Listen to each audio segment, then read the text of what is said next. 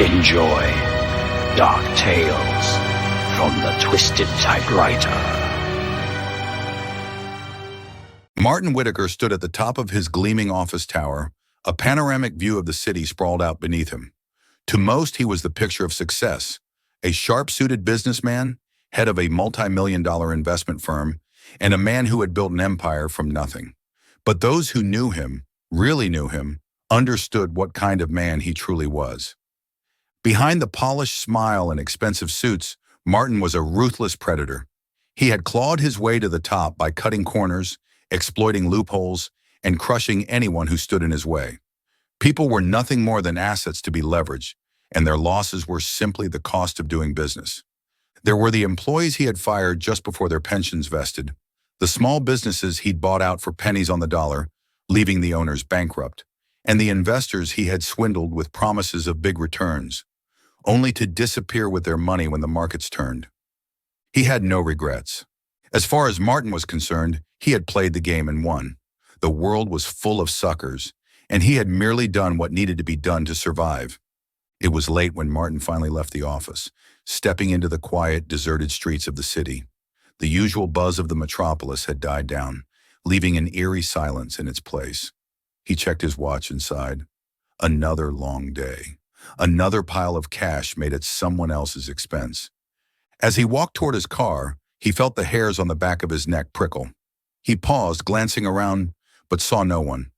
The street was empty, just the dim glow of the street lights and the distant hum of traffic. He shook his head. Must have been his imagination. He continued walking, but the feeling didn't go away. It was as if someone was watching him, following him, but every time he looked back, the street was as empty as before.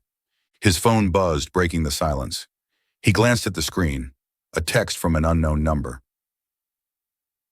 "It's time to pay up." Martin frowned, his thumb hovering over the screen. Some kind of prank? He didn't owe anyone anything. In fact, the only people with debts in his world were the ones who owed him. He put the phone back in his pocket and continued to his car, but the uneasy feeling stuck with him. When he reached the parking garage, he was surprised to find it completely empty.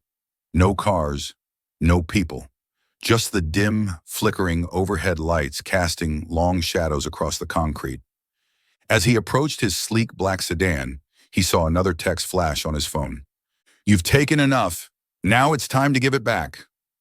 Martin's pulse quickened. He spun around, scanning the garage. Still, there was no one, just the distant echo of his own footsteps. "Who the hell is this?" he typed back. A moment later, the reply came. "Your debt is due." Martin clenched his jaw and shoved the phone back in his pocket. This was getting ridiculous. Whoever was messing with him was going to regret it. He wasn't the type of man to be pushed around. He climbed into his car, slammed the door shut, and started the engine. As the headlights flicked on, they illuminated something, or someone, standing just beyond the glow. A figure, unusually tall and draped in a frayed black robe that seemed to blend into the shadows. Its face, if it had one, was hidden beneath a hood, and its arms hung loosely at its sides. Martin's breath caught in his throat. He blinked, rubbing his eyes, convinced he was seeing things. When he looked again, the figure was gone. Martin drove home, his mind racing. The street seemed darker than usual, more deserted. He could still feel the presence of the figure, like it was following him, lurking just beyond the reach of his headlights. By the time he reached his penthouse, his nerves were on edge. He poured himself a stiff drink and downed it in one gulp, trying to shake the sense of dread that had settled over him. He was Martin Whitaker, for God's sake. The man who had crushed rivals and ruined lives without a second thought. He didn't get scared, but something was wrong. His phone buzzed again. "I'm closer than you think." Martin's hands trembled as he read the message. He didn't respond. He couldn't. His mouth was dry, his heart racing. The room seemed to grow colder, the shadows in the corners of the room lengthening and twisting. He poured another drink, but before he could take a sip, the glass slipped from his hand, shattering on the marble floor. A chill ran down his spine as the air in the room shifted, becoming heavy and oppressive. And then the voice came. You've taken so much from so many, Martin. The voice was soft, barely a whisper, but it filled the room, echoing off the walls. Martin spun around, searching for the source, but there was no one there. You think you've escaped justice, but you can't outrun what's coming. Martin backed away, his pulse pounding in his ears. Who are you? What do you want? The shadows in the room seemed to shift, coalescing into a figure. The same figure from the parking garage.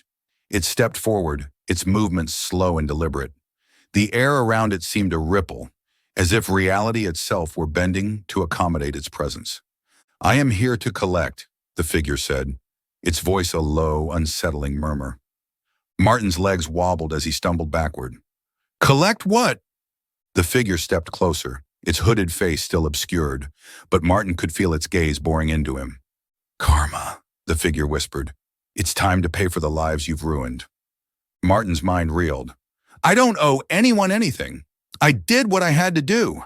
I built my empire. I made the hard choices. The figure's hollow laughter filled the room. Your choices, your greed, your lies. You've taken from others for far too long. The temperature in the room dropped further, and Martin could feel his breath turning to mist in the cold air. His phone buzzed again, and he glanced down, his hands shaking. It's time. Martin's throat went dry. He could hear the faint echoes of voices, familiar voices, the people he had wronged, their pain and anger rising like a storm.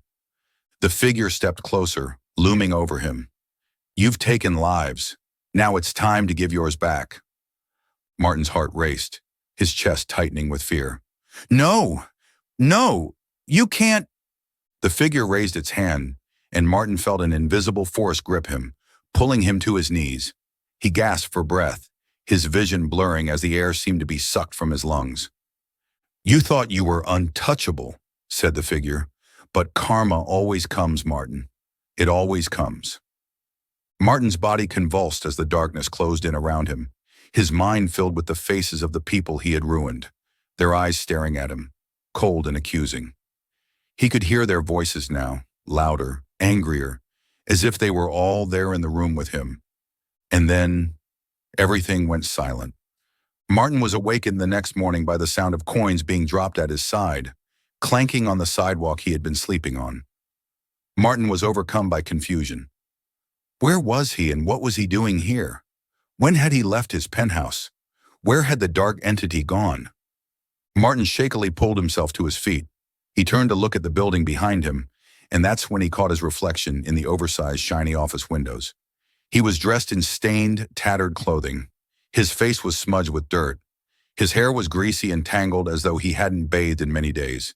He looked down to see he wore no shoes on his filthy feet. Just then, a few pennies were tossed at his feet in ridicule by a middle-aged man in a pristine business suit who grumbled, "Get a job." Martin Whitaker, a man of means at the top of his game, had suddenly found his way to the very bottom. The life he had built no longer existed. He could not avoid the karmic debt he accrued. The debt collector always collects, and Martin Whitaker had finally paid his debt in full. Like and subscribe if you dare, and join us next time for another dark tale from the Twisted Typewriter.